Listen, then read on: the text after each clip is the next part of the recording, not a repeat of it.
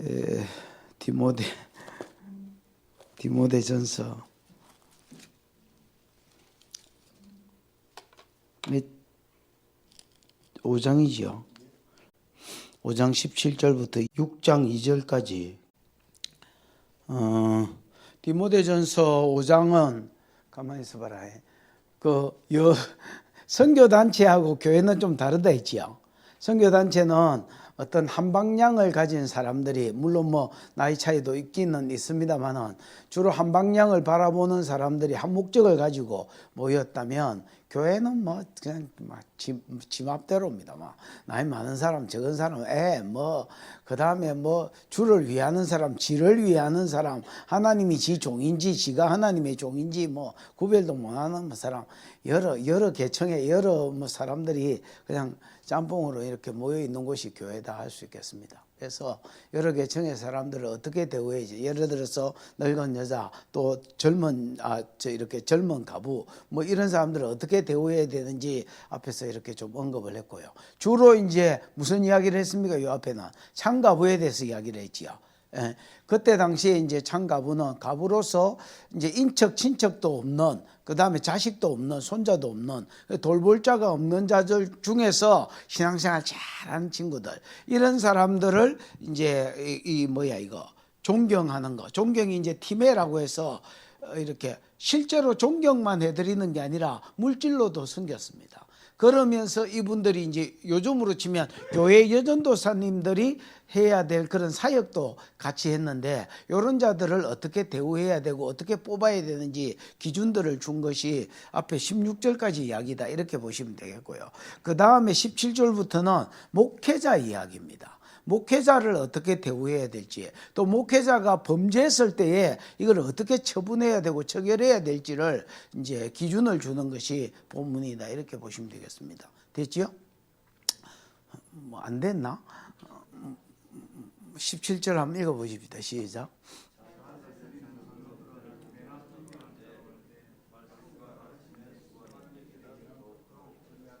예, 여기 보면 잘 다스리는 장로들은 배나 존경할 자로 알되, 여기서 장로는 누구겠습니까? 잘 다스리는 장로는 뭐 물어보면 죽은 척 하는 거는 동서양이 비슷하다, 그지요? 여기서 잘 다스리는 장로는 우리가 언뜻 보면 이제 장로님이라고 생각하기에 딱인데, 조금 더 깊이 생각해 보면 장로라기보다도 목회자라고 보셔야 되겠습니다. 그래서 이제 목회자들 중에서 이렇게 행정적으로 잘하고, 또 애비의 마음이 있어서 사람들을 잘, 경상도 말로 오두고 뭐 이러는 사람들을 배나 뭐 어떤 대상이 있어서 배가 아니고요, 다른 사람들보다 더 존경할 자로 알아라는 말입니다. 이 존경할 자라는 말이 히브리어 헬라어로 티메입니다. 티메가 여러분, 네 부모를 공경해라 할 때에 티메오가 쓰였는데 같은 말입니다. 어근이 같습니다.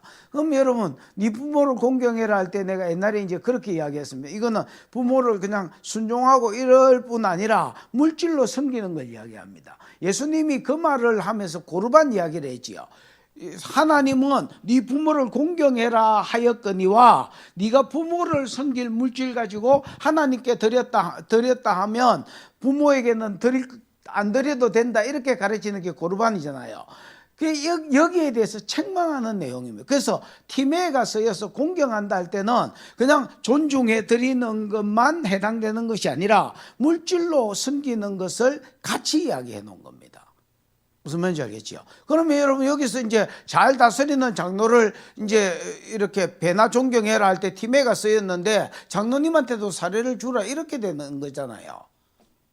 무슨 말인지 알겠습니까? 그때 당시에는 목사, 장로, 이게 짜다실이 구별이 안 됐을 때입니다.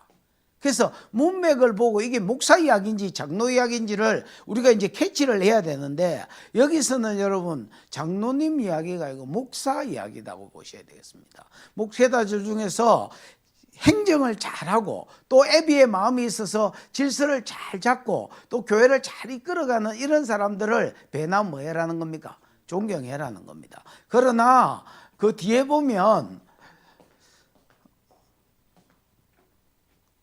말씀과 가르침에 수고하는 이들에게 더욱 그리할지니라. 같은 목회자지만은 행정적으로 잘 이끌어가는 목회자보다 누구를 더 존경해라는 말입니까? 예, 말씀을 잘 이렇게 준비하는 데 힘쓰고 또 그걸 가르치는 데 힘쓰고 이러는 사람들을 이제 더 존경할 자로 알아라. 여기 존경도 이제 내가 아까 이야기한 것처럼 티메가 쓰여서 존경이라는 말이 없지만은 그래해라는 말이 존경해라는 말이잖아요.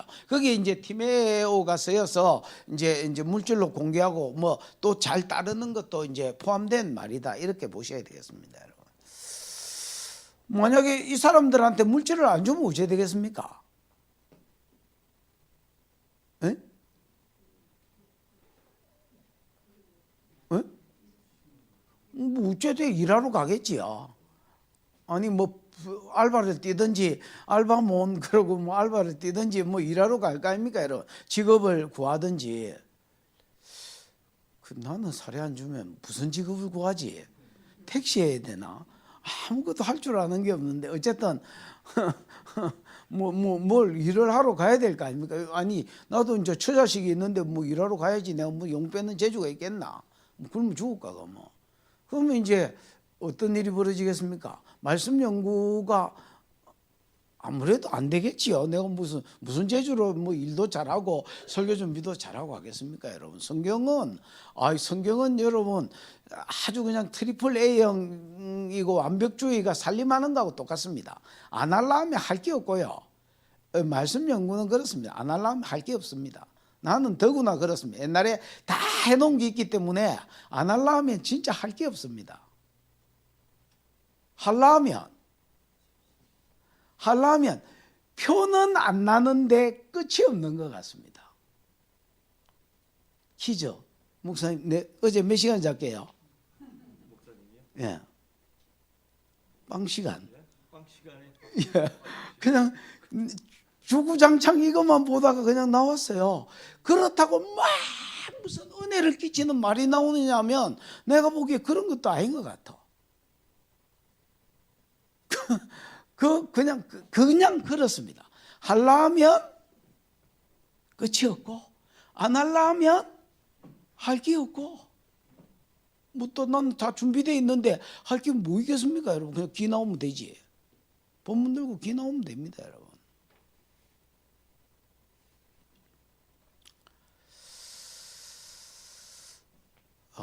레위기에 보면 이제 5대 제사가 나옵니다. 번제는 여러분 남는 게 없는 제사입니다. 남는 게 있다면 뭐가 남아? 껍데기만 남는다. 껍데기. 예를 들어서 염소 바쳤으면 염소 껍데기, 양 바쳤으면 양 껍데기. 그거 제사장 몫으로 준다야. 소제는 한 움큼만, 소제는 곡식으로 드리는 제사잖아요. 요거는 한 움큼만 찝어서 제단에 올리고 나머지는 제사장 몫으로 준다야. 근데 소제는 고운 가루로 드리라고 성경에 그렇게 되어 있습니다. 무슨 말이냐면 제사장이 레위인이나 제사장이 말씀 연구나 제사에 집중하고 예배에 집중하게 하지 앉아가지고 그거 먹을 기라고 막 전과고 이렇게 하지 말라는 겁니다. 고운 가루면 여러분 채로 쳐서 제일 밑에 나오는 가루 뭐 입자가 고운 그런 거 아닙니까? 그래서 그냥 들고 온 자체가 그냥 양식이 되도록, 무슨 말인지 알겠습니까? 그냥 굽든지 삶든지 해서 먹으면 되도록 이렇게 만들어라는 겁니다, 여러분. 화목제도 마찬가지고 속죄제도 마찬가지고 속건제도 마찬가지고 제일 좋은 부분에 제사장으로 아예 몫으로 이걸 줘라 하는 부분들이 있어서 제사장이 여러분 최고의 좋은 것을 얻을 뿐 아니라, 그러니까 예를 들어 굵은 가루보다는 고운 가루가 비쌀 거 아닙니까? 최고로 좋은 것을 얻을 뿐 아니라 예배에 집중할 수 있도록, 말씀 연구에 레위니 모세오경에 집중할 수 있도록, 무슨 말인지 알겠습니까? 최대한 배려해 주라는 게 옛날에 내가 한 20년 전에 레위기를 보면서 이게 이 말이구나 이렇게 깨달았습니다. 그러면서 제단에서 일하는 자가 제단에서 난 것으로 먹는 것이 마땅하지 않느냐 이렇게 이야기하는 겁니다. 그러면서 그 뒷절 한번 봐봐. 18절이죠. 시작.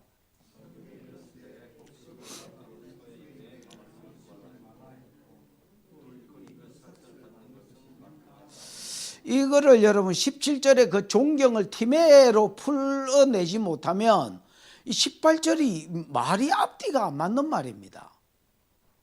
갑자기 잘 다스리는 장로 존경하고 말씀 잘 가르치는 장로 더 존경해라 이야기를 하면서 갑자기 곡식을 밟아뜯는 소의 입에 망을 씌우지 말라는 말이 여러분 이게 저는 문맥이 맞나? 그래서 여러분 티매를 히브리어로 이걸 존경을 풀지 않으면 이거는 말이 안 풀립니다, 여러분. 그래서 존경이라는 말 자체가 그냥 우리가 아는 존경이 아닙니다, 여러분. 물질로도 공경하고 섬기는 것을 이야기합니다. 그러면서 18절에 보면 성경에 일렀으되 기억해놨지요. 그 기억에 찾아 내려가 보면 뭐가 있노? 그 신명기 25장 4절이잖아요. 내나 그 같은 말이 있습니다. 곡식을 밟아뜯는 소의 입에 뭘 씌우지 마라. 망을 씌우지 마라. 이스라엘의 타작마당은요. 직경이 한 10m, 10몇 메다 이렇게 되는 사각형이나 아니면 원형으로 된 우리 옛날에 씨름판처럼 그렇게 만들어 놓은 이렇게 딱 이 밑바닥이 잘 딱딱하게 다져진 이제 터가 있습니다. 원래 타작마당은요. 모든 성경에 타작마당이 나오거든. 어디 산 꼭대기 부분에 평평한 부분을 헬기장처럼 이렇게 깎아놨다 생각하면 틀림없습니다. 평지에는 타작마당이 있을 수가 없습니다, 여러분. 그래서 그 타작마당 넓은 데에 소를 앞에 들고 그 다음에 줄을 이렇게 엮어가지고 왜 코에 해가 줄 묶잖아요. 그래가 마차 끄는 것처럼 해가지고 이만한 판때기를 그 소하고 연결시킵니다. 줄하고. 그리고 그 밑에 돌을 달거나 쇠를 달아서 사람이 그 위에 판때기 위에 타고 소 이리야 이렇게 하면 가면서 이 곡식을 늘어놓으면 그 곡식들이 이렇게 줄기들이 까지고 이게 알맹이하고 떨어지고 그 다음에 이제 또 그 알맹이가 까지고 이렇게 하면서 몇 번 지나다니면서 이제 곡식이 이거 껍데기는 쭉정이하고 분리된 거를 이파리 이거는 어디 차쁘고 그 다음에 이제 이것만 남겠지요. 갈고리 같은 거 긁으면 이파리는 긁어지겠지요. 그리고 알맹이는 다 빠지겠지요. 그 빠진 알갱이를 이제 채 같은 것 가지고 이렇게 타작마당이 꼭대기에 있기 때문에 바람을 뒤로 하고 이렇게 까불면 까부는 거 알지요? 까불면 이제 이렇게 알맹이는 안쪽으로 기들어오고 쭉정이는 날아가기 때문에 이게 이제 타작행위가 되는 겁니다. 그러면 여러분 이 곡식을 밟아뜨는 소의 입에라는 말은 이 기질하기 전에 타작행위를 하는 소의 입에는 망태기를 씌우지 말라는 말입니다. 소 여러분 못 먹도록 하기 위해서 주뒤에 망태기 씌우잖아요. 그때는 타작하는 날이니까 뭐라 하지요? 소도 배 터지게 먹게 해라는 먹으면 얼마나 먹겠냐. 그래서 이제 곡식이 풍성할 때는 짐승들한테도 배려해라는 겁니다. 이 이야기를 바울이 고린도전서 9장에 보면 목회자의 사례 이야기로 합니다. 야, 하나님이 소를 위해서 성경 써놨나? 전혀 우리를 위해서 사람을 위해서 쓴 거 아니냐? 그러면서 고린도전서 9장에 이 주의 종들을 이렇게 생활할 수 있도록 싹을 주는 것이 마땅하다. 이렇게 이제 이야기한 겁니다, 여러분. 그래서 곡식 여기도 이제 똑같이 인용됐습니다. 목회자한테 이야기하면서 곡식을 밟아뜯는 소의 입에 망을 씌우지 마라 이렇게 이야기. 옛날에 우리 큰 누나한테 전화가 왔습니다. 와 이러니까 결아 니는 돈 이야기 좀 하지 마라. 와 이러니까 우리 목사가 얼마나 밝히는지 뭐라 하더라. 그럼 무슨 말도 안 되는 소리 가지고 이렇게 목회자 잘 섬기라고 지가 시입으로 그러더라. 그래서 무슨 말 가지고 하대 이러니까 곡식을 밟아뜯는 소의 입에 망을 씌우지 마라. 그 이야기를 하면서 지 잘 섬기라는 거 있지. 내 짜증나 죽겠다 이러네. 교회를 옮기든지 해야 되겠다. 이래. 야 이 자식아 그 말 맞다 야. 끊어라 헛소리 그만 대하고. 이건 무슨 전후 개념이 없이 무슨 이야기를 하노. 그 말이가 그러면서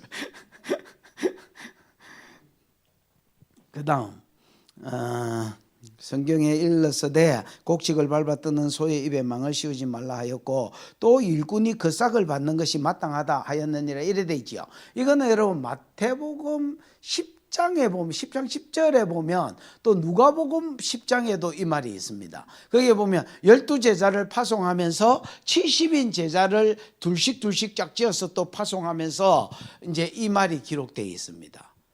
예를 들어서 파송하면서 아무것도 가지 말고 그냥 네 몸띠만 들고 가라 했습니다.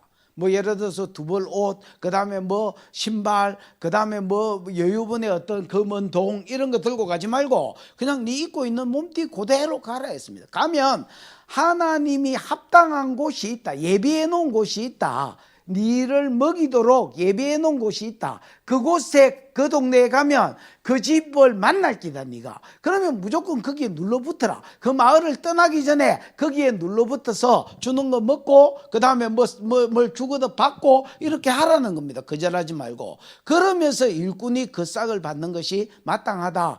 마태복음 10장에는 먹을 것을 받는 것이 마땅하다라고 되어 있고 누가복음 10장에는 싹을 받는 것이 마땅하다 이렇게 표현해요. 그래서 하나는 구약을 인용했고 하나는 신약의 예수님의 말을 인용해서 주의 종들을 물질로 공개하는 것이 맞다 이렇게 이야기하는 겁니다. 요즘은 일본 같은 경우는 내가 정확하게는 내가 분명히 정확하게 모른다 했다.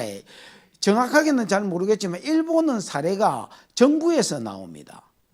그렇게 많지 않는 돈이 정부에서 나옵니다. 그러니까 여러분, 그리고 옛날에 초창기에는 정부에서 돈이 안 나올 때는 목회자 사례를 성도들이 안 줬습니다. 우리나라보다 일본이 복음이 먼저 들어갔거든요. 그리고 훨씬 더 잘 살았거든요. 근데 우리나라는 거기 일본에 비하면 걸베이죠, 걸베이.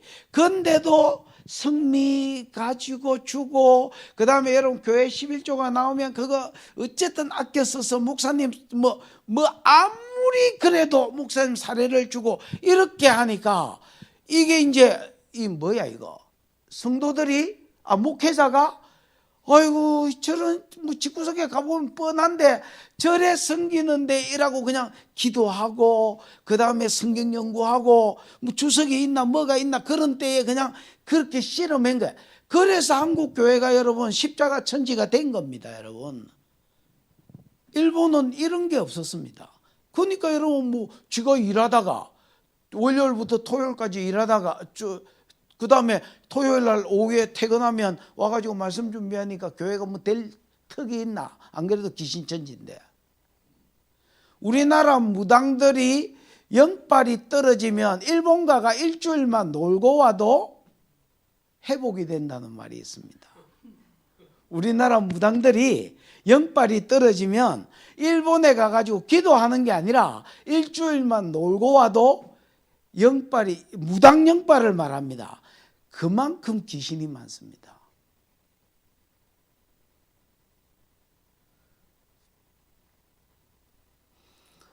그런 곳에서 뭐 예를 들어 목회자 사례를 안 줬으니까 일본 교회가 될 턱이 있나? 그 여러분 일본은 교회 찾아라 해봐라. 교회가 있는가? 우리나라는 여러분 떠론 띄우면 뭐 교회 아이고 이 남산동에 뭐 100개는 찾겠다. 100개는 교회가 없습니다. 교회가. 이게 여러분 이게 어떤 섬김의 내가 보기에 섬김의 차이인 것 같습니다. 그 다음에 몇 절이야? 19절이가? 19절 시작. 장로의 고발은 두세 증인이 없으면 받지 마라 이렇게 되어 있습니다. 맞지요? 원래 여러분 신명기 17장 6절에 보면 두세 명의 증인이 있어야 어떤 죄에 대해서 고발할 수 있지요. 그 다음에 여러분 증인이 먼저 돌로 쳐라 뭐 이런 말도 있지요. 신명기 19장에도 똑같은 말, 19장 15절인가 거기에도 똑같은 말이 있습니다. 어떤 죄가 성립되려고 하면 누가 고발할 때에 한 사람의 고발자 외에도 두세 명 이상의 뭐가 있어야 증인이 있어야 그게 법적 사실이 돼서 고발할 수 있는 고발이 성립될 수 있습니다. 그 여기 장로는 아까 내가 목회자라 했잖아요.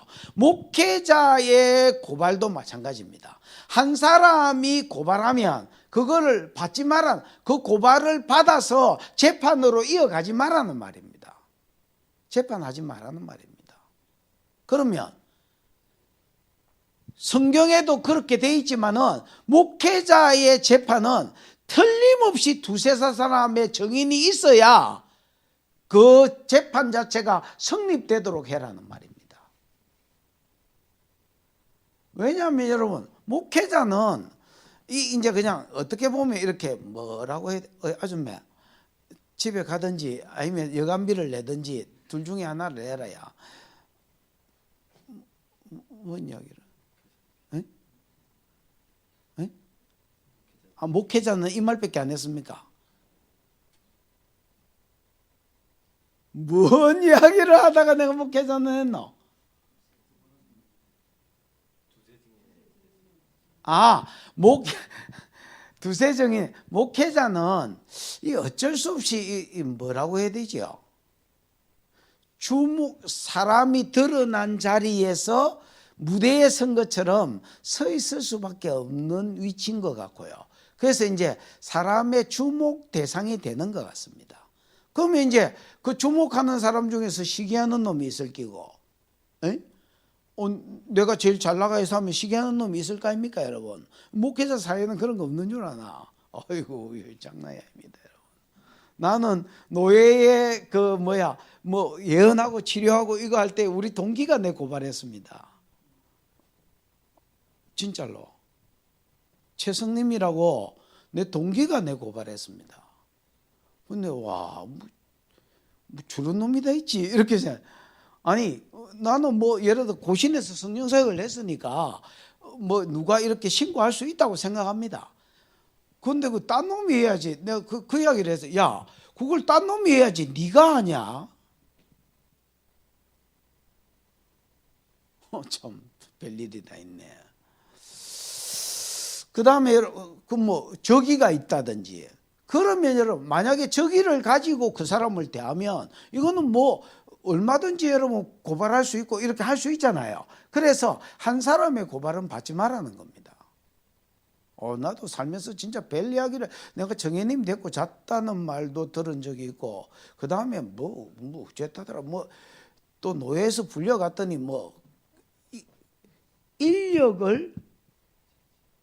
나를 위해서 인력을 썼다든가 그래서 그게 무슨 말이냐고 했더니 평신도 사역한 거를 노동력을 착취했다.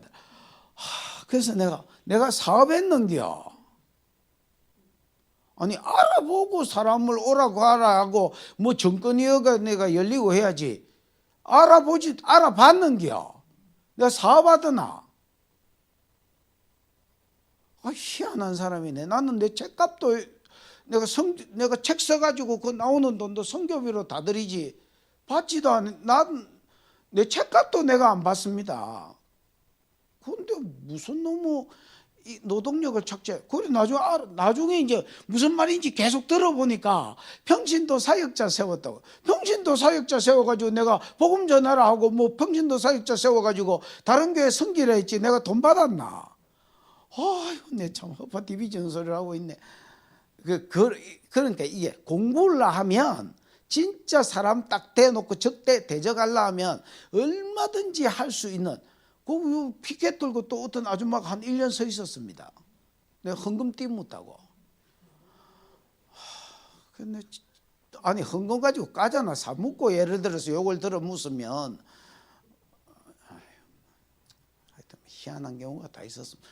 이런 경우는 여러분 한 사람에 해가지고 만약에 이런 한 사람의 말로 인하여서 재판이 벌어지면 나도 내 어떤 목회 인생에 데미지가 있을 것이고, 그 다음에 여러분 교회도 데미지가 있는 겁니다.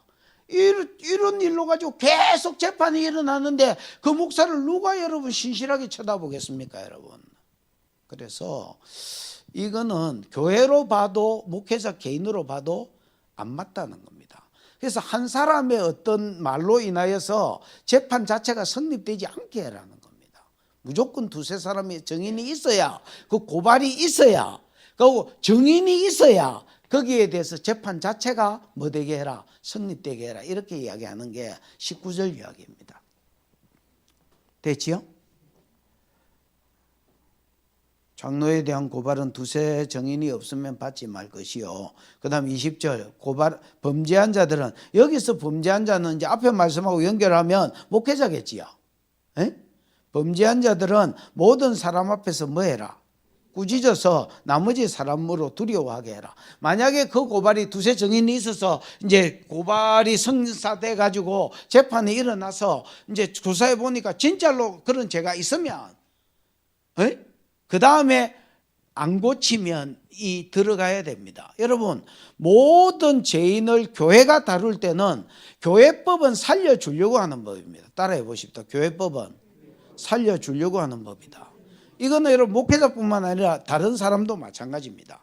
교회의 목회자가 이 마인드가 없으면 사람 잡는 거 시간 문제입니다. 여러분, 교회법은 뭐 해주려고 하는 법이라? 살려주려고 하는 법이다.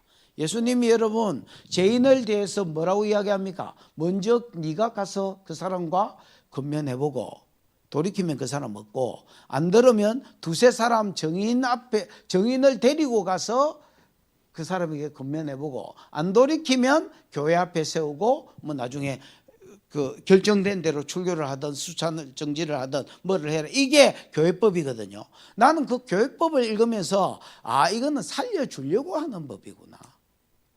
먼저 개인이 가서 그 죄를 발견한 사람이 가서 먼저 이야기해라는 말은 돌이키라는 말에 포커스가 있는 거지요. 그 다음 두세 사람 정인을 가서 세우는 것도 돌이킬 수 있는 기회를 한 번 더 주는 것이고, 그래도 안 들으면 교회. 그래서 여러분, 범죄한 자가 원어에는 현재 분사로 되어 있습니다. 현재 분사를 여러분 다르게 말하면 습관입니다. 현재 분사가 다르게 말하면 뭐라고요? 헬라어로 현재 분사는 습관적인 죄를 이야기할 때에 현재 분사를 씁니다. 여러분, 그러면 범죄한 자가 현재 분사로 되어 있거든요. 현재 분사로 되어 있다는 말은 예를 들어서 지적을 했는데도 뭐 한 것이 전제로 깔려 있습니까? 돌이키지 않고 계속해서 그런 짓을 했을 때에 재판 자리에서 이렇게 해라는 말입니다. 범죄한 자들을, 계속해서 범죄하는 자들을 음이 꾸짖어서 모든 교회 앞에서 음이 꾸짖어 버리고, 이게 뭐 수찬정지든 출교든 모든 성도 앞에서 해라는 겁니다. 물론 아까 그 가정은 있고요. 모든 사람 앞에서 해서 다른 사람들도 이 일에 대해서 두려워하게 해라는 겁니다. 경각심을 가지게 해라는. 왜냐하면 누구나 죄성은 있거든요. 그래서 여러분, 구약 성경에 보면 이스라엘이 사람을 죽일 때에 가장 심한 벌이 뭐다 돼? 돌로 치는 것입니다. 그 돌로 치는 것은 막 내 요번에 오른쪽 눈탱이 맞춰가 죽인다, 이런 마음으로 던지는 게 아니라 다 그냥 같은 집하고 어떤 사람 형제고 어떤 사람 가문이잖아요. 그런데 돌로 치게 하는 것은 그 죄에 대한 경각심을 내가 심판자 자리에 끼어들면서 나도 느끼게 하는 것입니다. 왜냐하면 우리 안에도 다 그런 마음이 있거든요. 예를 들어서 아간이 이 헤렘을 취했지만은 우리 안에도 처음에 그 헤렘 여리고 이렇게 탈취할 때에 이거 가질까? 에이, 내 무슨 소리야. 이렇게 해가 나았지만은 그러나 그 마음이 있을 수 있거든요. 그래서 그 돌로 치는데 동참케 하는 것입니다. 이게 이제 경각심을 가지게 하는 것이라면 여기도 이제 그런 의미로 19절이 쓰였다라고 봐집니다. 20절이. 21절 시작.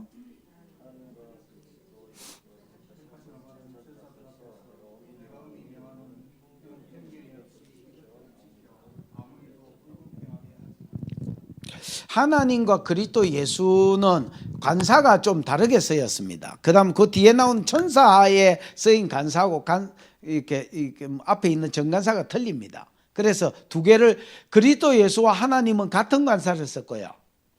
그 뒤에는 또 다른 간사를 써서 둘을 차별 두어 놨습니다. 하나님과 그리스도 예수는 심판자라고 보셔야 되겠고요. 그 다음에 천사는, 택한 천사는 이거 쫓겨난 천사의 반대말이다, 이렇게 보시면 되겠습니다. 그래서 와 사단이 3분의 1을 타락시켜가지고 하늘에서 쫓겨났잖아요. 그 천사들과 달리 하나님이 쓰시는 천사들, 얘들은 사역자거든요. 여러분 히브리서에 보면 천사들을 불꽃이요 바람으로 쓰신다 이렇게 되어 있습니다. 불꽃은 심판의 도구를 이야기하고요, 바람도 심판의 도구를 이야기하는 겁니다.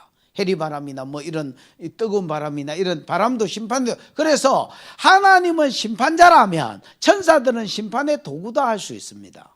무슨 말인지 알겠습니까? 그래서 참 심판자 대신 하나님과 그 심판을 명했을 때 수종드는 천사 앞에서 내가 엄히 명한다 이렇게 이야기하는 겁니다. 엄히 명하노니 어째라 했네요.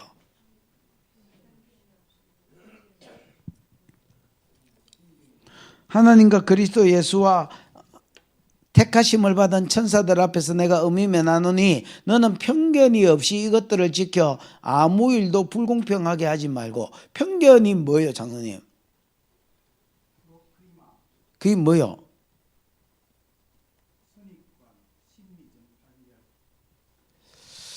여러분 편견은 선입견이라기보다도 먼저라는 말과 판단, 뭐 재판 이런 말이 합쳐진 말입니다. 그럼 먼저 판단한다, 먼저 재판한다 이 말이 무슨 말이냐면 이 뭐라 해야 되지? 속단을 이야기하면 속단. 편견이라는 뜻이 전혀 없지는 않지만은 편견이라고 번역되면 안 좋고요. 속단이라고 먼저 판단해 버리는 거. 왜 이렇게 두 놈이 딱 왔는데 생긴 거 보니까 뭐 얘가 더 착하게 생겼고 얘가 나쁘게 생겼다. 그럼 나도 모르게 그냥 얘 편을 드는 겁니다, 여러분. 그리고 이 사람 이야기만 들어보고 뭘 판결해 보는 겁니다. 옛날에 우리 교회에 이제 어떤 장로님이 계셨는데 자기한테 소속된 사람이 너무 말을 안 듣는다는 거야. 그래서 그럼 장로님 사람들 좀 모아봐라. 그 말 안 들은 놈을 좀 모아봐라. 그래서 아니 나는 이제 말을 안 듣는다길래 이제 좀 뭐라 해주려고 모아봐라 했는데 그 자리에 가봤습니다. 갔더니 자기들도 이야기할 수 있냐고 해서 해라. 뭐 언제부터 네가 네 말하는 네까지 네가 말하는데 내한테 허락 받고 이야기했냐 해봐라 하니까 이 사람들 이야기하는 거 들어보니까 야가 희한한 놈이라. 그래서 내가 야 그 잘 이렇게 풀어봐라 하고 한 3개월 시간 주는데 못 푸는 거예요 이거를. 아유 뭐 안 되겠다. 그 이제 그래서 결국 이제 이분 뭐 7위까지 하게 됐습니다. 하면서 이제 나는 빠졌습니다. 아무래도 뭐 너끼리 결정해봐라고 장로님한테 맡겨놨더니 나는 일부러 빠져줬습니다. 뭐 가제가 개파이라서 저끼리 알아서 안 하겠네 했더니 한 표도 안 나온 거야 이게. 뭐 이렇게 좋게 해주자는 말이 한 표도 안 나온 거야. 근데 뭐 이런 경우가 다 있지. 나는 노예에서 쫓겨날 때도 마음이 안 아팠는데 그때가 내 목회 인생에 제일 힘들었던 때인 것 같습니다. 개인적으로는 너무 좋아하는 사람이고.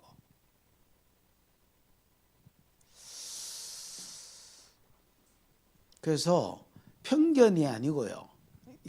아까 뭐라고 했지? 속단하지 말라는 겁니다. 양쪽의 말을 다 들어보고 충분히 이렇게 정보를 수집하고 그 다음에 목회자 재판을 하지 목회자 재판을 함부로 하지 말라는. 왜냐하면 공의롭게 못 해내면 나중에 여러분 뒤에 하나님이 재판자로 또 계십니다 여러분. 그래서 재판한 걸마가 나중에 심판을 받을 것이고 재판을 받을 것입니다. 그러니까 신중하게 해라는 겁니다. 신중하게. 그래서 하나님과 그리스도 예수와 택하심을 받은 천사들 앞에서 내가 엄히 명하노니 너는 목회자 재판할 때를 염두에 두고 한 말입니다. 너는 편견 없이 이것들을 예를 들어 앞에 있는 두세 정인이 없으면 하지 마라. 뭐 이거 있지요. 그 다음에 또 뭐야 이거. 모든 사람 앞에 꾸짖고 회개 안 하거든 범죄한 자들이 끝까지 돌이키지 않거든 뭐 어떻게 해라 뭐 두려워하게 해라 이런 모든 부분에 있어서 이제 편견이 없이 이것들을 지켜 아무 일도 불공평하지 못하게 해라. 여기는 불공평 맞습니다. 그 속단해서 불공평한 재판이 목회자한테 이루어지지 않도록 최선을 다해서 해라는 겁니다. 왜냐하면 주의 종이기 때문에 더 이제 신경 써서 해라는 말이죠. 22절 시작.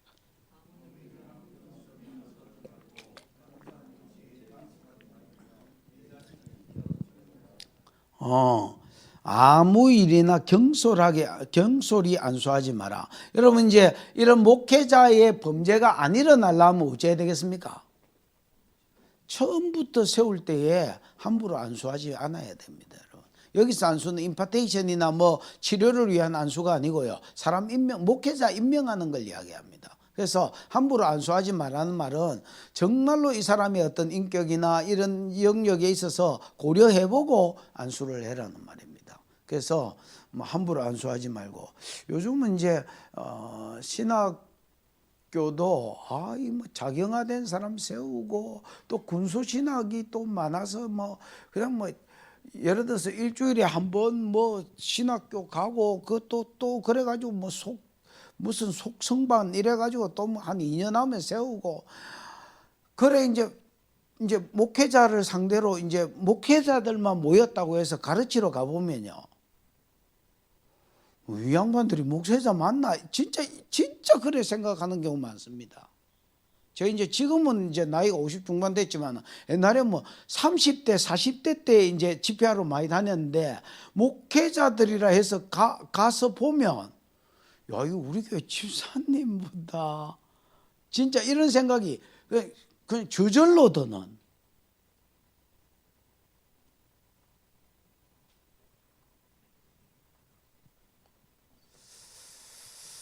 희한한 경우도 많습니다, 여러분. 함부로 안수하지 마라. 그 다음에 다른 사람의 죄에 뭐 하지 마라? 간섭하지가 뭡니까? 정은님, 뭐 어느 빼고, 예, 참여하다, 함께 뭐 동참하다 뭐 이런 말입니다. 여러분, 이거 다른 사람 죄에 참여하지 마라는 말은요, 예를 들어서 이 사람 죄 짓는데 야 나도 같이 하자 이렇게 하라는 말이 아니고요, 함부로 안수했을 때에 이 목회자가 나중에 죄를 지어서 고발당하고 쫓겨나고 이렇게 하면 네가 그 죄에 참여한 것이 된다는 겁니다. 왜? 여러분, 어떤 사람을 세웠다는 것은 보정을 이야기하는 겁니다. 내가 예를 들어서 이 사람을 목회자로 세웠는데 이 사람이 뭐 잘해가지고 세웠는데, 신중하게 세웠는데 이 사람 타락했으면 그건 뭐 어쩔 수 있나? 내가 어쩔 수 없는 영역이지만은 하나님께 물어도 보고, 또 여러분 뭐 세울까요 말까요 물어도 보고, 또 이 사람 어떤 훈련 받은 것도 보고, 또 이제 뭐 여러 가지 조건을 봐서 그러고 사람을 세우라는. 안 그러면 나중에 함부로 경솔하게 안수했다가 나중에 이 사람이 범죄해가지고 뭐 교회 문제에 이렇게 연루되면 나중에 세운 사람도 공동 책임이 있다는 말입니다. 그래서 죄에 참여하지 말라는 말이 그런 말입니다. 그런 의미에서 끝에도 니를 지켜서 성결하게 해라 이렇게 이야기하는 겁니다. 무슨 말인지 이해가 왔지요? 그래서 여러분, 교회는 진짜 여러분 목회자를 위해서 기도해야 될 진짜. 그 내가 가끔씩 우리 부목사나 저런 우리 전사님들한테 이 이야기를 합니다. 야, 내 때도 목회가 만만치 않은데 너는 진짜 걱정이다. 왜 할래? 아니 우리 위에는 우리 선배들은 여러분 막 많이 받고 뭐 이래는 못했어도 왜 진짜 존경받는 게 있었잖아요. 요즘은요 그냥 외국에는 더 그렇고 목회자를 잡으로 생각합니다, 여러분. 내가 직장 있는 게나 네가 뭐 여기서 목회하는 게나 뭐 이래서. 그러니까 주의 종이라는 개념 자체가 없는 것들도 많습니다, 여러분. 내가 벌써 사는 시대가 그런데 야 앞으로 니네들은 야 아유 골 때리겠다. 그 이제 내일도 아닌데 걱정이 되는 거예요. 강 목사나 이런 준영이나 저런 아들 보면 아야야 참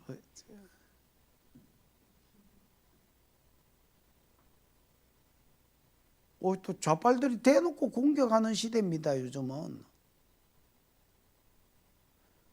미국 동성애 통과했지요. 이러면 여러분 이제 역차별 들어옵니다. 여러분.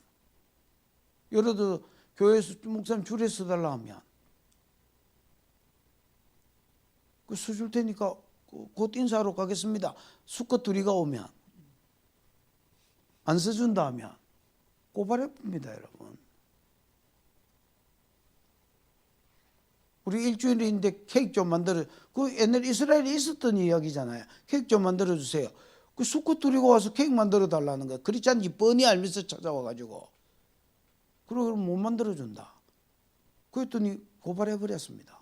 그 빵집 여러분 계속 하루에 뭐 예를 들어 1,000불 뭐 이렇게 세금을 계속 때리도록 만들었습니다. 그러고 나서 한 달 있다가 또 찾아왔습니다.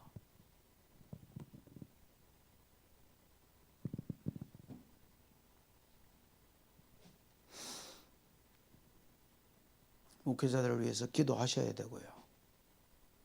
정말로 성도들에게 하나님 존중하는 문화가 주님 오실 때까지 계속되게 해달라고 여러분이 기도하셔야 되고요. 또 목회자들도 좋은 목회자가 되게 해달라고 목회자들은 또 자신을 위해서도 기도하셔야 되고요. 그래서 좋은 교회, 좋은 성도가 하늘에서 뚝 떨어지는 것이 아니라 훈련되어지는 것인 줄 알고 위에서 목회자를 위해서 기도해 주시고 또 그래서 목회자로 인하여 성도가 살고 성도로 인하여 목회자가 사는 그런 은혜가 있는 곳이 되기를 주의 이름 축복합니다. 23절 시작.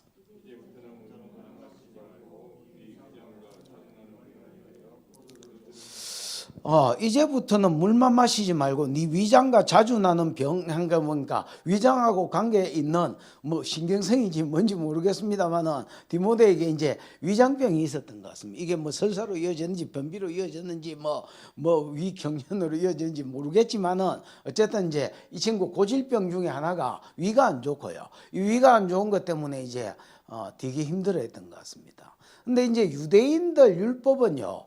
지금 이제 디모데를 에베소에 남겨놓은 게 두 가지 때문이거든요. 금욕주의하고 율법주의에 대항해서 싸우라고 남겨놓은 거잖아요. 왜냐하면 자기가 전도해놓은 에베소 교회를 희떡 디비났단 말이에요. 이것들이. 그래서 바울이 마게도냐로 가면서 디모데를 거기 꽂아놓고 간 것인데 디모데가 이제 목회를 젊은 나이에 목회를 하니까 이 위장병이 이제 안 그래도 위가 안 좋은 사람이 젊은 나이에 이제 어린 나이에 목회를 하다 보니까 이게 더 심해진 것 같습니다. 요즘으로 치면 뭐 전화로 축사도 하고 뭐 이렇게 하겠지만은 이제 여러분 꼭 특별 은총만 은총이 아니지요. 예를 들어서 의사를 찾아간다든지 우리가 어떤 예를 들어서 음식 중에서 효과 있는 음식을 취한다든지 이런 것도 여러분 일반 은총으로서 은총이지요. 우리가 십분 활용할 줄 알아야 됩니다. 뭐 모든 게 다 뭐 성령의 은사다 이렇게 하는 거는 곤란하고요. 그래서 바울이 이제 이 친구한테 개인적으로 권면을 하는 게 네 위장병과 자주 나는 병 때문에 이게 두 개가 연결되어 있는 말인 것 같습니다. 뭐를 써라? 물만 마시지 말고 포도주를 조금씩 써라 이렇게 권면을 합니다.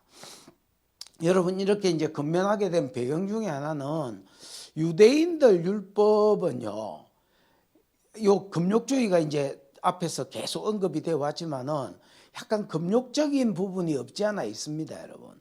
예를 들어서 나시린의 법 이런 거 보면 포도주와 독주를 마시지 마라. 우리가 이런 막 포도주 마시지 마라 하니까 막 술꾼 같은 거 이야기하는 것 같지만은 실제로 여러분 이 팔레스타인 지역이나 그 아시아 소아시아 지역에는 물이 안 좋습니다, 여러분. 우리나라처럼 물 좋은 나라가 어디 가면 없습니다, 여러분. 그 유럽도 뭐 물이 셀이 막 뭐라 하지요? 청옥같이 생겨가지고 또 마시 보십시오. 전부 다 섞여질 물입니다, 여러분. 물이 우리나라 그러면 요즘같이 생수가 없다 아닙니까? 500원 주고 뭐 1,000원 주면 뭐 예를 들어서 뭐 에비앙 이런 거 있어가지고 마시고 막 속이 개운하고 이런 물이 아닙니다, 여러분. 그 수도도 없고 이걸 뭐 정화시키고 이런 시설도 없었고 그러니까 이런 석회질 물을 안 그래도 위장이 안 좋은 데다가 석회질 물을 막 마신다는 겁니다, 여러분. 근데 이제 디모데 같은 경우는 어려서부터 이제 율법을 배웠기 때문에 예를 들어서 나시린의 법, 그 다음에 여러분 또 예를 들면 레위기 10장 같은 데 보면 제사장들이나 레위인들이 성전에 들어갈 때에 포도주나 독주를 먹지 말아서 그래야 뭘 분별한다 했지요. 나답과 아비후가 여러분 술 마시고 들어가 가지고 하나님이 명하지 않는 다른 불로 분향단에 들이다가 죽었잖아요. 이때 이후로 술에 대한 규례가 나오거든요. 그 이제 디모데는 목회자니까 오늘날로 치면 구약에 이제 레인이나 나시린이나 이런 거하고 이렇게 연결된 사람이라 할 수 있겠습니다. 무슨 말인지 알겠지요? 그러니까 이제 자기는 병이 있는데 이제 어떤 이제 율법의 금욕주의 이런 거를 이제 따라갔던 모양입니다. 그럼 바울은 금욕주의를 바로잡으라고 지금 디모데를 에베소에 떨쳐놨는데 자기 안에도 금욕적인 삶이 있는 겁니다, 여러분. 그 일부러 이제 개인적인 근면을 하면서 네가 금욕주의를 잡으려고 하면 너도 거기에서 벗어나야 된다. 진짜 네가 아픈 것으로 또 병을 위한 치료라면 그게 포도주고 뭐 더한 거라도 쓰라는 겁니다, 여러분. 오늘날 예를 들어서 진통이 심할 때에 뭐 패치 같은 걸로 된 뭐 마약 주사나 이런 거 진통제로 쓰는 것처럼 네가 막 네 자신을 뭐 쾌락하고 이런 걸로 인하여 쓰는 게 아니라면 사용할 줄도 알아라, 이렇게. 그 막 술 먹으라고 목사님이 금연했다 이렇게 나중에 이야기하면 곤란합니다. 하도 공격을 많이 당해 놓으니까 이제 이런 말도 조심스럽습니다. 이게 막 부분적으로 잘라가지고 셀이 막 이야기해버리고 이러면 사람 골치 아프게 되는 겁니다, 여러분. 뭐 더 이래 되지요. 그래 23절은 된 것 같지요. 그 다음에 이제 24절 같이 읽어보십시다. 시작.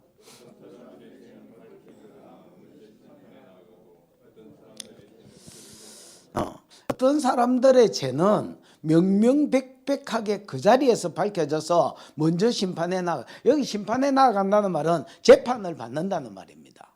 어떤 예를 들어서 아까 목회자의 죄 문제를 다루었잖아요. 다시 그걸로 개인적 권면을 끝내버리고 다시 이제 목회자의 재판에 대해서 이제 권면에 들어가는 겁니다. 어떤 목회자의 죄는요, 이제 뭐 그냥 명명백백합니다. 이건 뭐 죄고 또 그 자리에서 들켰다든지 아니면 뭐 이거 정인이 뭐 두세 정인이 있다든지 그 재판해 보니까 뭐 사실이었다든지 이렇게 하면 바로 그 자리에서 뭐에 들어간다는 말입니까?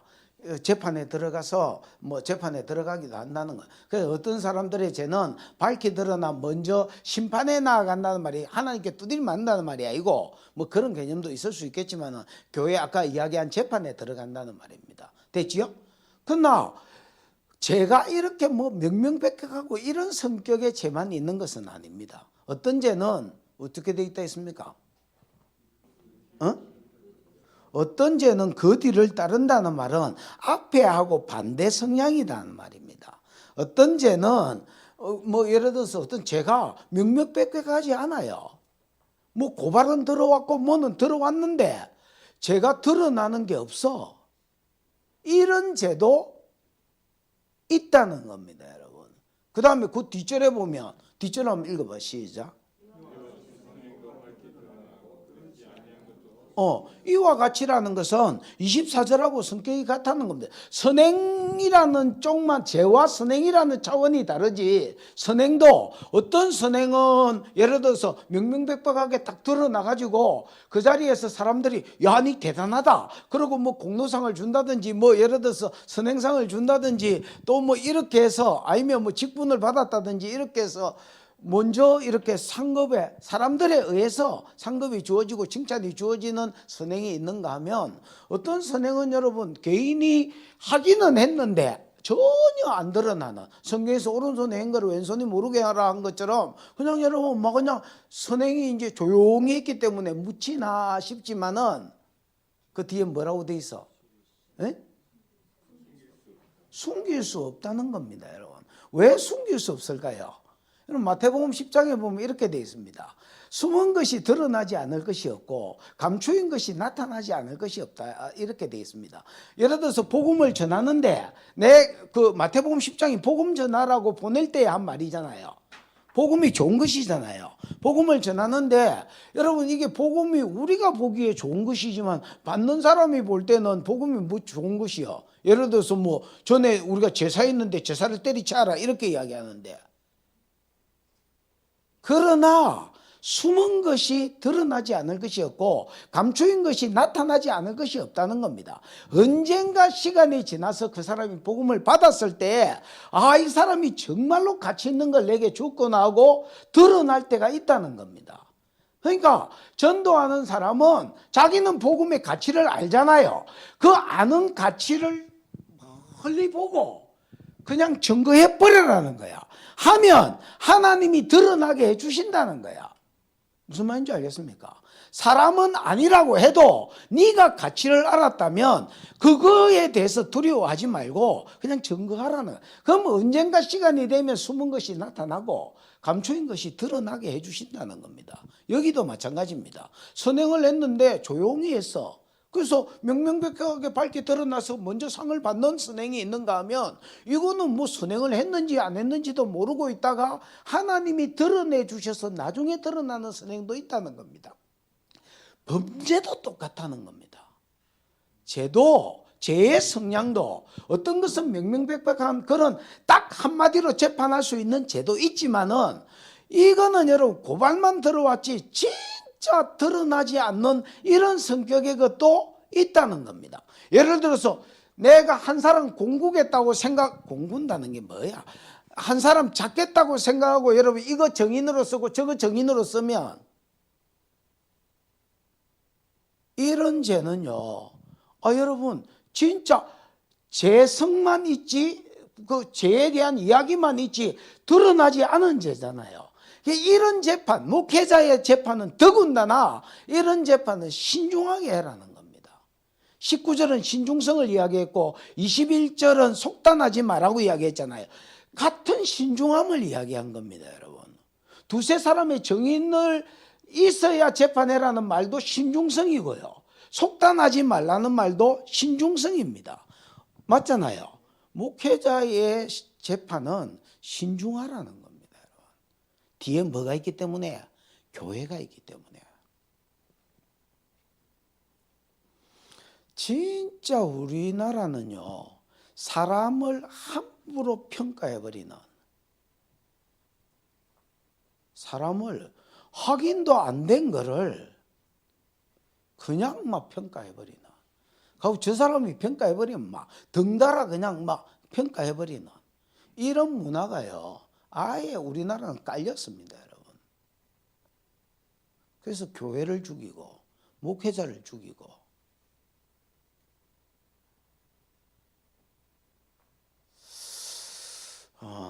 사무엘하 10장에 보면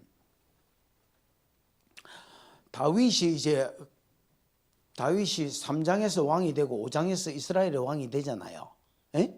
되고 그 다음에 6장 7장 뭐 8장 중심으로 전쟁하고 그러다가 이제 나라가 안정이 됩니다. 안정권에 들어왔을 때에 다윗이 이제 10장에 보면 사울의 집에 남은 자가 있느냐. 이제 사울은 죽었고 요나단도 죽었잖아요.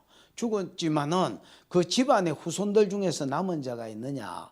다윗은 요나단하고 그 형제의 언약을 맺었잖아요. 내가 요나단으로 인하여서 그 집에 뭘 베풀리라? 은총을 베풀리라. 자기가 이제 어떤 직위에 올라가고 안정권에 올라갔을 때에 9장에도 다른 사람한테 은총을 베풀겠다는 말이 있거든요. 10장에도 은총을 베푸는 삶을 삽니다. 이제 당연하죠. 뭐 많이 받았으니까 많이 베푸는 게 맞는 거죠. 그래서 이제 요나단으로 인하여 은총을 베풀리라. 그러면서 사울 집안에 이제 사람을 찾았더니 시바라는 이제 종이 하나 이제 끌려왔습니다. 야, 사울 집에 남은 사람이 있냐? 그러니까 하나 있기는 있는데 요나단 아들인데 두 발이 다 쩔뚝발입니다. 이렇게 이야기합니다. 여러분 그 머비보셋이라는 사람을 소개하면서 머비보셋의 이름은요 무가치한 자라는 말입니다. 원래 그 사람 이름이 아니었던 것 같습니다. 누가 뭐 아들 이름을 지으면서 무가치하다고 이름을 짓겠습니까, 여러분? 그러니까 이제 나중에 집안이 망하고 나서 머비보셋이 이제 자기를 그렇게 불렀던 것 같습니다. 그러면서 두 발이 다 절뚝발입니다. 이렇게 보고합니다. 두 발이 다 절뚝발이라는 말은 이 뭐라 하지요? 왕이 챙겨줄 가치도 없는 놈입니다. 이렇게 보고한 겁니다.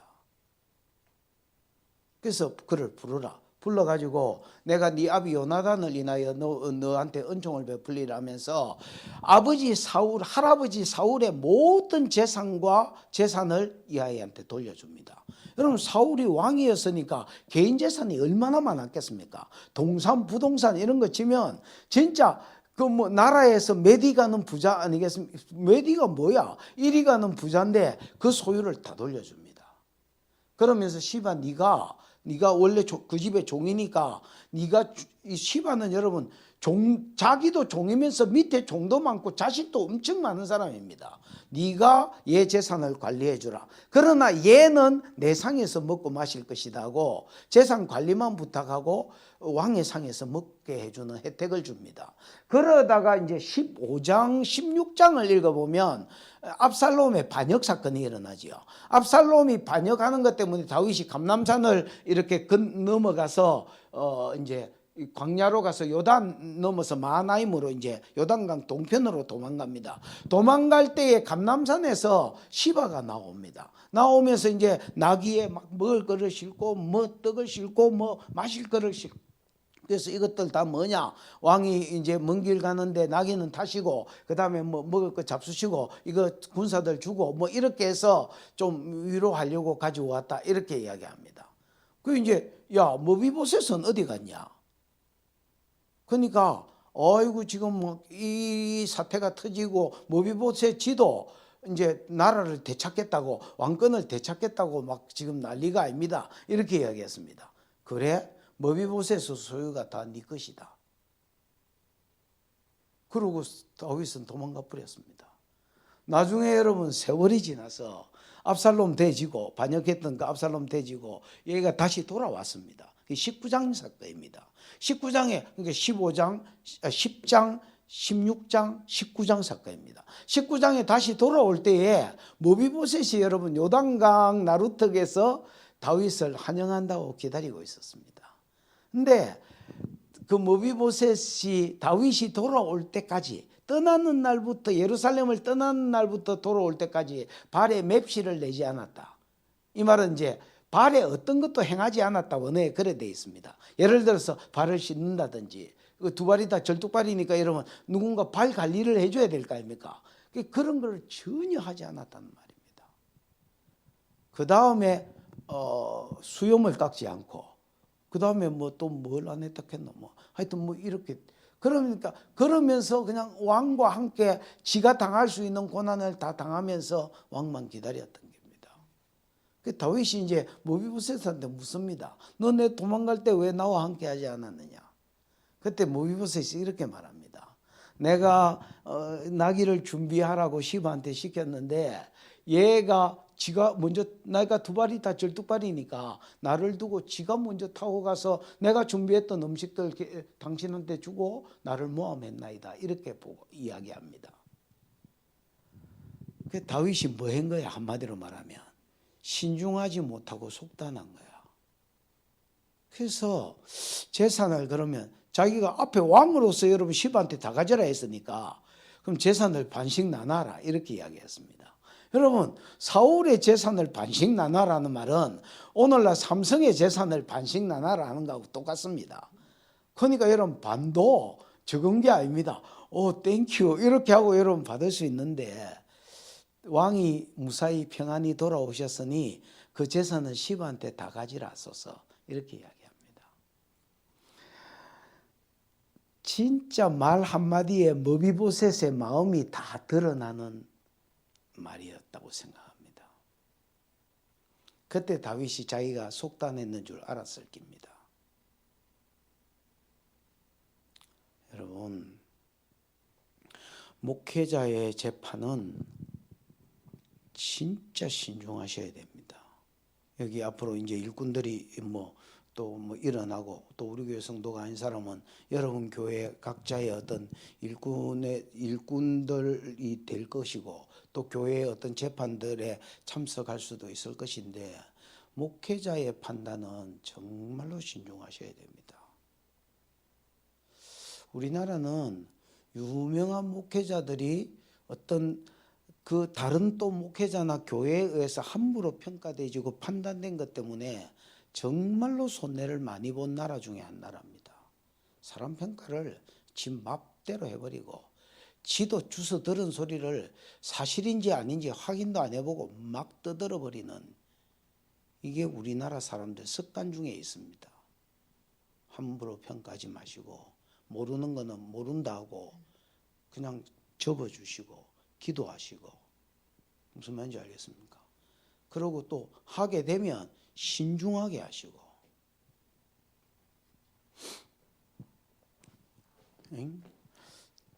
1절 2절 1절만 읽어보십시다. 시작.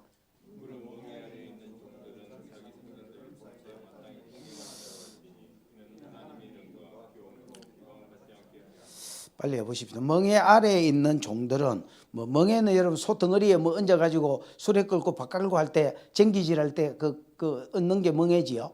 그래서 멍에를 소에게 얹는 이게 장비인데, 이게 이제 멍에 아래에 있다는 말은 그 종들이 그때 당시에 삶이 그랬다는 겁니다. 짐승이나 뭐 종이나 뭐 똑같다는 거예요. 멍에 아래에 있는 종들은 노예를 이야기합니다. 그 자기 상전들을 범사에 마땅히 공경할 자로 알지니. 여러분, 자기 상전들, 여기 상전은 신자입니까 불신자입니까? 불신자입니다. 불신자. 2절이 신자 이야기고요.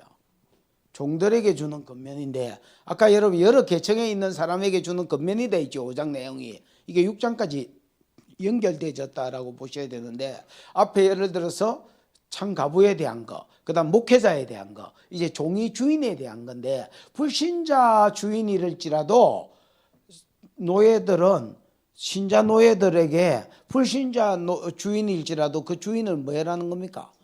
마땅히 공경해라는 겁니다.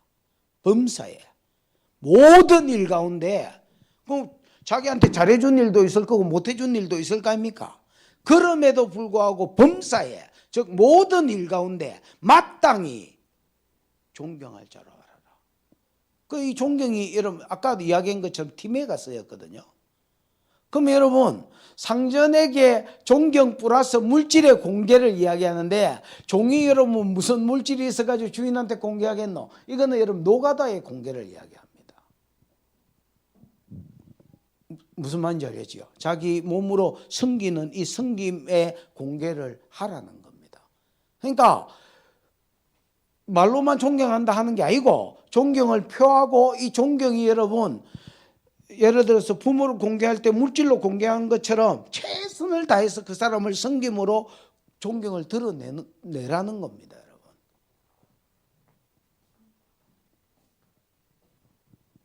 그러면 이제 왜 그래야 되는데, 이런 말이 이제 나오겠지요. 이유가 나오겠지요. 그 뒤에 한번 읽어보십시오. 이는 시작. 이는 하나님의 이름은 하나님 자신을 이야기합니다, 여러분. 이름을 이야기할 때는 그 사람의 속성, 인격, 뭐 그 사람 자체를 이야기하고, 그러니까 하나님과 이렇게 번역할 수도 있겠습니다. 하나님과 그 다음에 그의 뭐요? 그의 교훈. 그의 교훈은 여기 모든 가르침을 이야기하는 것 같지만은 사실은 복음을 이야기합니다, 여러분. 하나님과 하나님의 복음하고 무슨 상관이 있어?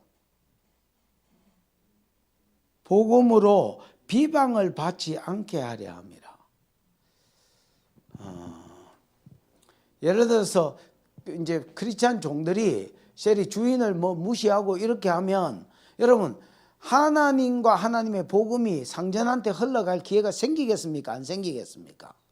안 생긴다는 겁니다. 저 크리스찬들은 이렇게 된다는 겁니다.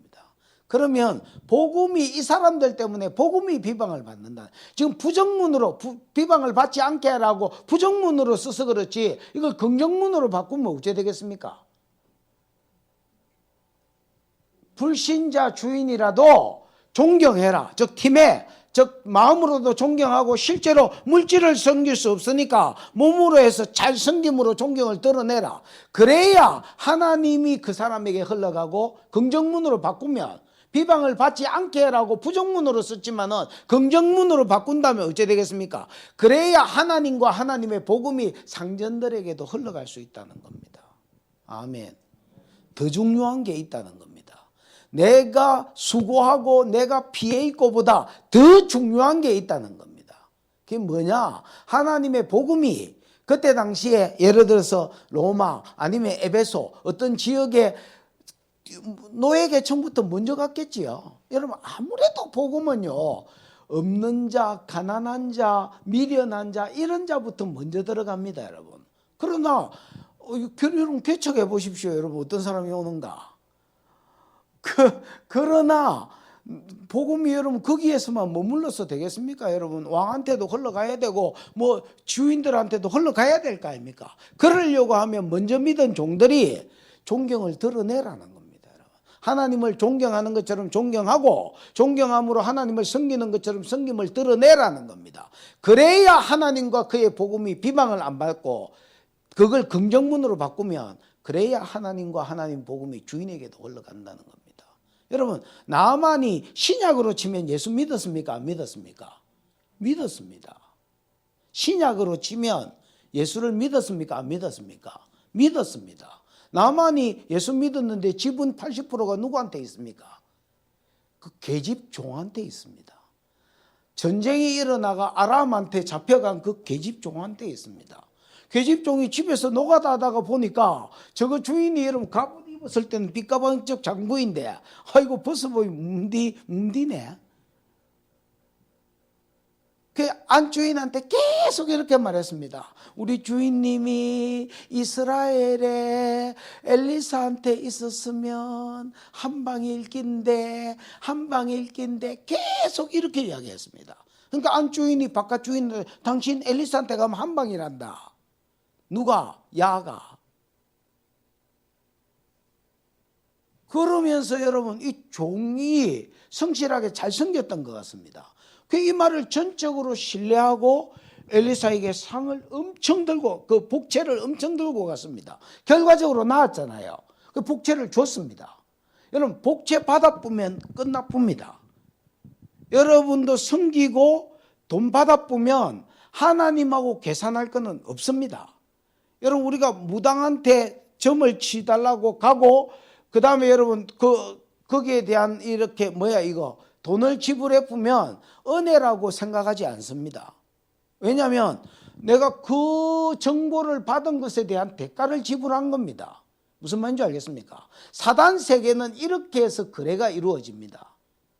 하나님 나라는 이렇게 해서 거래해 보면 하나님하고 여러분 사이에 봉사한 게 아닙니다. 받을 게 없습니다.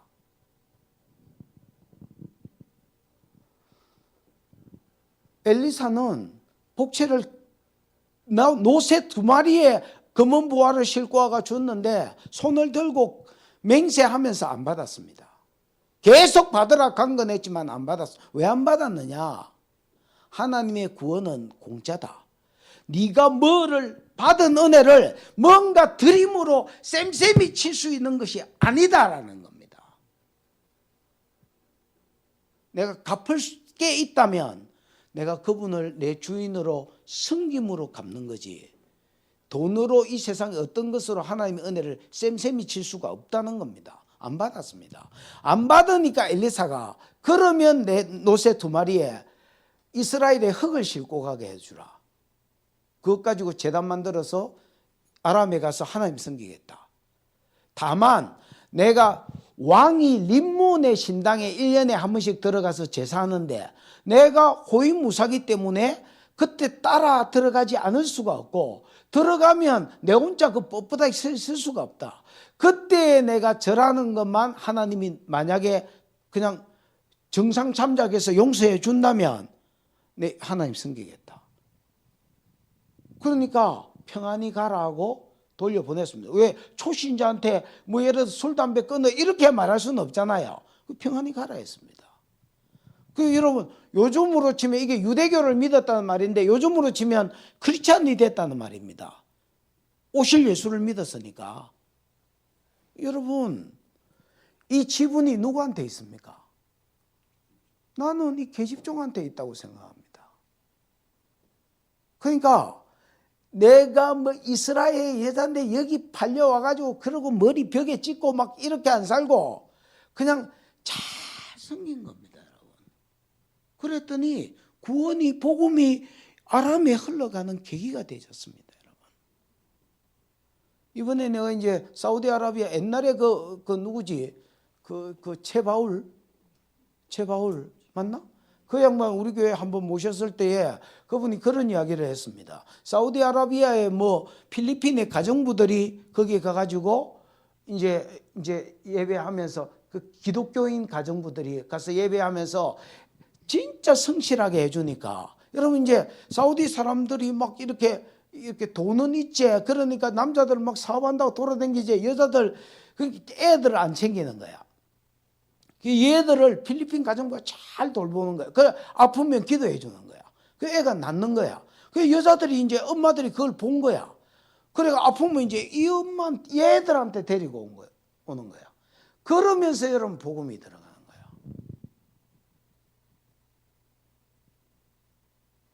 근데 이번에 그 사우디 갔을 때에 그 필리핀 사람들이 모여 있는 교회를 봤습니다. 그때 무슨 마음이 내한테 들었냐면 그때 같이 간 친구들한테는 그 이야기를 했던 것 같습니다. 다음에 만약에 올 수 있는 기회가 되면 그 내가 이렇게 내 영상을 이렇게 좀 그 사람들한테 좀 보여주라 해가지고 만약에 이게 이 사람들이 가다 싶으면 오중직임이나 이런 것들을 이 필리핀 교회에 이렇게 이 언어가 되니까 영어가 되니까 그 이제 이 사회에서 받아주는 거야. 뭐 절반이 여러분 다 이런 그 근로자들입니다, 여러분. 근데 얘들은 진짜 자녀들하고 바로 직격탄으로 이렇게 연결이 돼 있으니까 복음을 흘리기에 진짜 좋은 것 같습니다. 여러분, 우리가 안 믿는 요즘으로 치면 이게 뭐 우리가 종도 아니고 주인도 아니잖아요. 안 믿는 사장이고 그럴지라도 뭐 해라는 겁니까? 진짜 존경하라는 겁니다.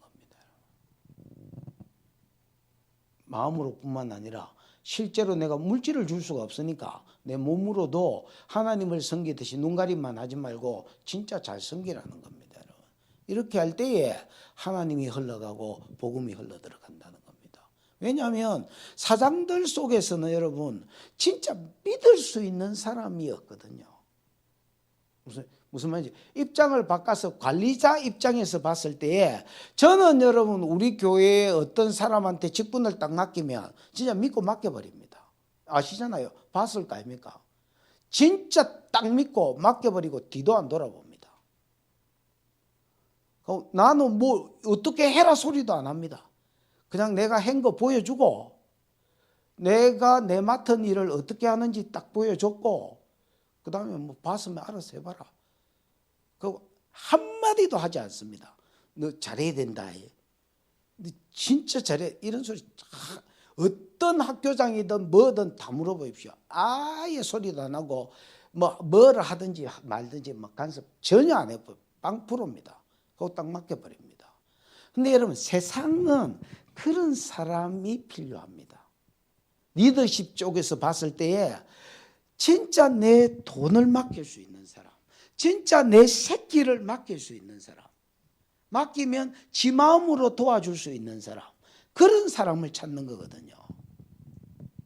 그렇게 하라는 겁니다, 여러분. 그럴 때에 하나님이 흘러가고 복음이 흘러가고 더 중요한 게 있다는 겁니다, 여러분. 여기까지 하십시다. 기도하겠습니다. 하나님, 목회자의 재판에 대해서 우리가 다시 한번 신중함을 기할 줄 알게 해주시고 또 우리가 어떤 직장인이라면 오늘 어떤 사장된 자나 또 우리 위의 상사들에게 눈가림만 하는 그런 하나님 얇은 사람이 되지 아니하고 팀에 존경하며 내 어떤 인력을 눈에 그 주인이 안 보인다 할지라도 성실함으로 그를 섬겨서 하나님과 그의 복음이 흘러가게 하는 매개체가 되도록 축복하여 주시옵소서. 예수님 이름으로 기도했습니다.